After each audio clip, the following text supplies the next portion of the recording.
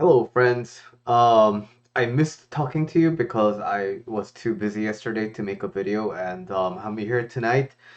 And tonight I want to talk about satisfaction. Satisfaction. Why? Because I don't know how many of you recall, but I have a kind of a personality test, so to speak, or like a quiz that you can take for your mental toughness, right? And I've had a handful of people submit the results, and if you want to check it out, I will link to it in the descriptions below. But I have aggregated the scores and took a look at in which area do people generally find themselves good? In which area do people generally find themselves lacking? So let's take a look at them together. So here's the results, and each subsection here is like if the score's too big, it's because it's like an aggregate score. But cause analysis and communication, controlling of urge, empathy, expense, all these are kind of like categories, right? And at 18.15, satisfaction ranks the lowest in terms of the your mental health sort of toughness index, right? And because the higher the score, the better it is. And so satisfaction seems to be the lowest, and I thought it was peculiar, so I wanted to talk about it today. Satisfaction. Why is it hard to be satisfied? Well, partly I think a lot of it is defined by the culture, right? As humans, we always want the next possibilities available to come to us. And so capitalism wants that. Sports wants that. We always look for the next, the break of the Olympic record or whatever, right? Whenever there's a trade, or whenever there's like a draft of a new athlete, we only care about like, is this the record, like, amount of money spent? Or like during the season, we ask, is this athlete the best ever, like the GOAT? We always look for these like extreme kind of achievements.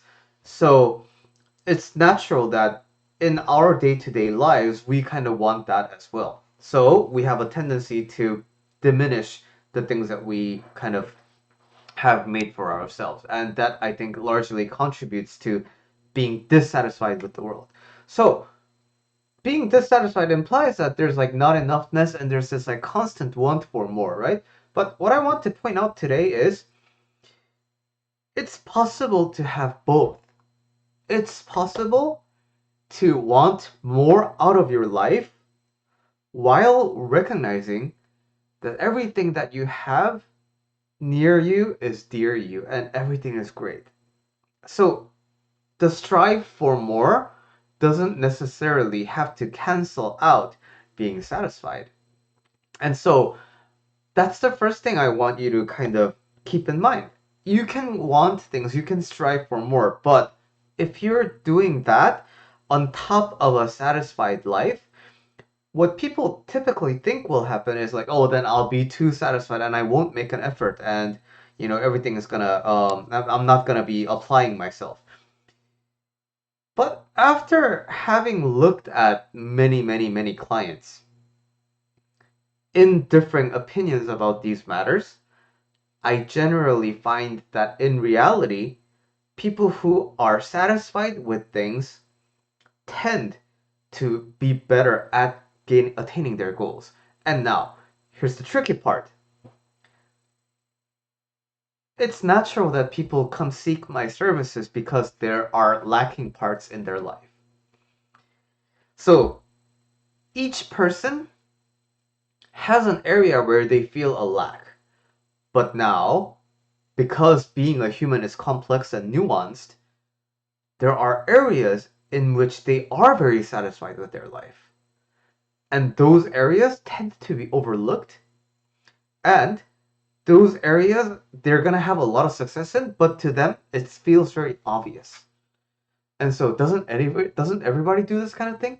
So it doesn't mean anything special. But other people would kill for that. And that's the difference in karma, right?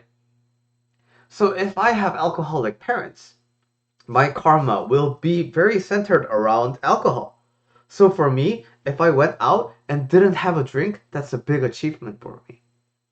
But compare that to people who don't really think about drinking because they don't really drink. They just don't see the appeal. For me, wow, you've been sober for that long? That sounds amazing. But for them, it's like nothing because it's so immediately obvious to them, right? And so the immediate obviousness is kind of like innate satisfaction that's just so satisfied that you don't even think about it. Like you don't even make it a point to celebrate it. And that's that complete this detached kind of a satisfaction that the Buddhist text Diamond Sutra teaches, right? Complete detachment. And so that goal, I'm not saying that it should be your goal for everything. Like realistically, you're gonna have a brain that wants to interact with the universe. So conscious satisfaction with everything you have is good, but I'm guaranteeing you that there are areas in your life where you do have that unconscious satisfaction. I want you to kind of evaluate your life on that index, on that standard today. And now, to get to that like conscious kind of satisfaction, I want you to consider this.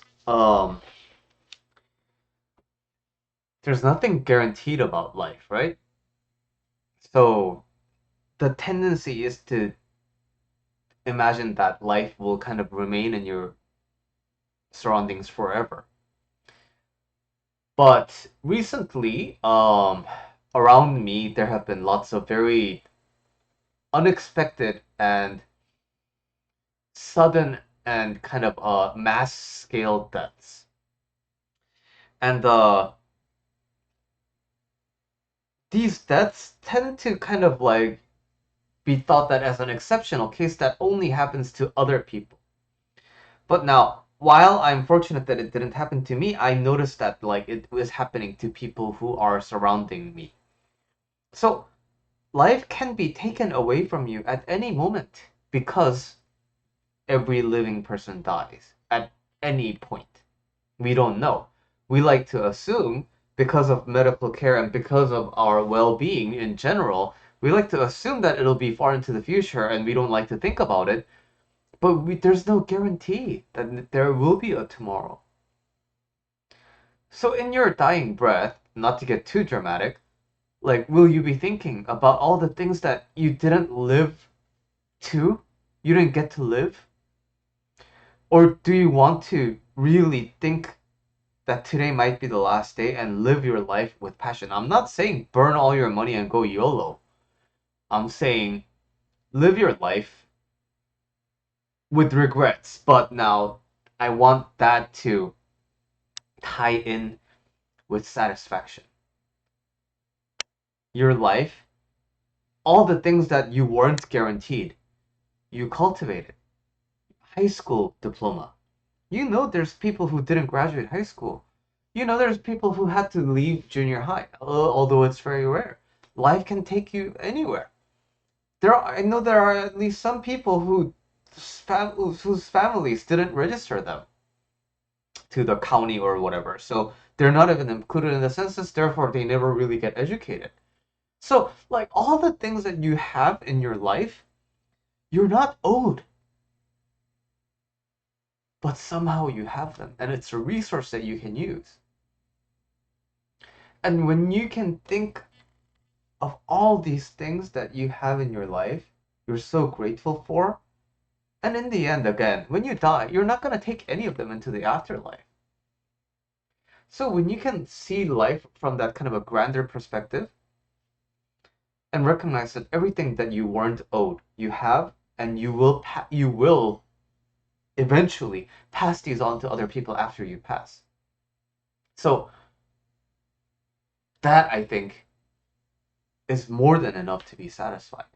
You weren't owed anything, but you temporarily have it today. It'll eventually go to other people, but like you have it today. All the things that you have today. I have these glasses today. They help me see. I have these pajamas. They're comfortable to me so that I can fall asleep better.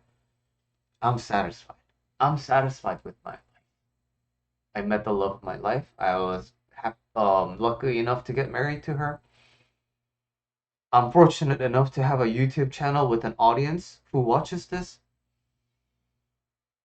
I'm fortunate to have all of my jobs.